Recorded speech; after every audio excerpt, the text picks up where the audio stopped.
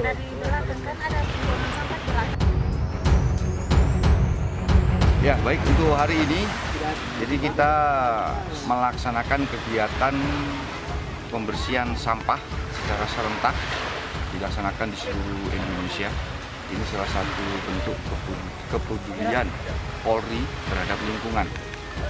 Untuk sasarannya yang diutamakan adalah Pantai Manggu, kemudian pantai dan lokasi-lokasi sampah, penumpukan sampah yang ada di wilayah masing-masing di seluruh Indonesia.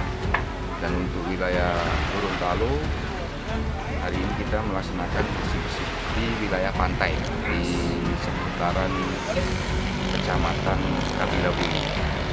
Ini kita bergabung dengan masyarakat sekitar, kemudian tokoh-tokoh masyarakat, dan juga kita libatkan dari adik-adik sekolah dan juga dari Forkopicam dari kecamatan, perangkat-perangkat desa kecamatan.